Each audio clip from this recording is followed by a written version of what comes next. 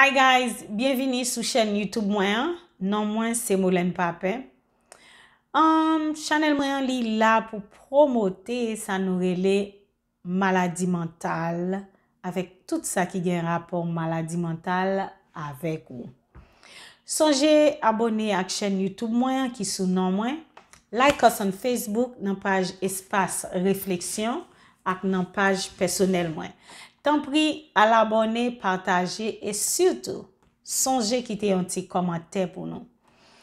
Jodi sujet moi c'est ti moun k'ap souffri en silence à cause yo c'est victime viol, yo c'est victime rape, yo c'est victime abus sexuel, yo c'est victime cardiaque.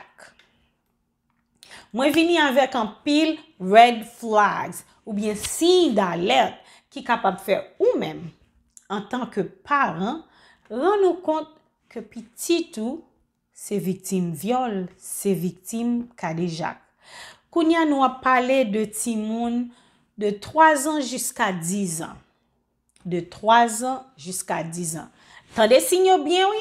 Et songez, c'est pas un seul signe qui vous fait rendre compte ou qu'il y a 2 ou 3 signes kounya li supposé à flasher dans l'esprit que petit tout gagne un problème. Premier signe. Ou gen un grand ti moun qui gagne 9 ans, qui gagne 8 ans, 10 ans, 7 ans, li te déjà quitté pipi dans carbone et puis tout d'un coup, li recommencer pipi dans carbone encore. Ou bien li pas jamais habitué pipi depuis le gen l'esprit. Faut poser tête ou question, ça qu'a passé. C'est même gens ou capable gen un petit monde qui te quitté sous ses doigts ou bien li pas jambe sous ses doigts et puis tout d'un coup li retourner ou bien li vinn commencer sous ses doigts li. Deuxième signe, ti moun nan capable commencer utiliser des nouveaux mots pour lui parler de partie privée. Par exemple, la caille là, nous t'es habitué à les vagin nous bouboune. Ça veut dire tout le monde dans caille là connaît qui ça qui bouboune.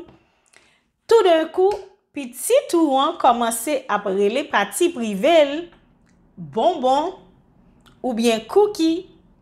En tant que parent, faut chercher connaît qui côté le joindre nouveau mot ça que l'a utiliser. Troisième signe d'alerte. Ou rend compte que ti moun nan petit touan pa vle retirer rad sou li, ni le pou lal benye, ni le pou lal dormi, ni le pou lal nan toilette. Et si c'est un ti moun petit, même diaper ou bien pour l'op que wap changer sou li pa vle ou retirer. L'autre, moi quoi ça c'est 4e signe, hein? Parents a fait toilette ti moun ou rend compte que ti moun ça l'a crié et li crié en pile. Le ça ou même comme parent faut qu'on checker. L'homme dit checker pour garder pour ouais si partie privée ti moun nan pas enflé ou bien si partie privée pas blessé. C'est ça que fait la crier parce que li ka peut-être a fait le mal. 5e signe, ou capable rendre compte que ti moun nan pa vle chita, la pese chita sou yon bodeye, et là la fait ça faut suivre visage li pour qui grimace qui ça qui a rendre compte que petit ou an gen douleur qui fait pa vle chita sou derrière li. Moi quoi c'est 6e nan? Yo mande ti moun l'autre ti moun pareil yo pour yo fait ti jouette qui gen ti apparence sexuelle. Par exemple, moyen sein yo, moyen partie privée yo ou bien yo a beau ti moun yo besoin pour bol nan bouche. Veye genou bien oui. Gen la de yo qui kon lever radio pour ti moun nan wè tete yo ou bien descendre pantalon yo ou bien lever jupe yo pour yo wè partie privée yo. Gen ti moun tou, moi quoi ça c'est 7e signe. Ti moun qui commence gen ti comportement sexuel y a fait ti jouet seksuel, par exemple, yo gen ti nounous, jan ke yo kenbe ti nounous lan, y a caressé ti nounous lan, la bol, y a manye devant l derrière. Faut qu'on fait yon ti silence et poser tête ou yon question.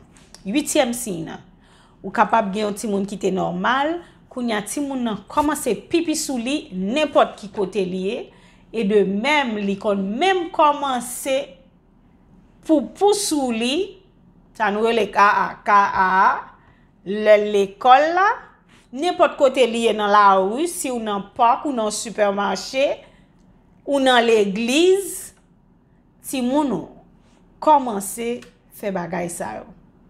Ça c'est 8 signes. Gen pilote toujours mais 8 sa yo, c'est nous rencontrer plus souvent dans ti moun qui victime abus sexuel. Et c'est ti moun de l'âge 3 ans jusqu'à 9, 10, 11 ans. C'était ti message ça moi te pote pour que ou est petit tout si ou joine un paquet nan signe sa yo kay petit tout.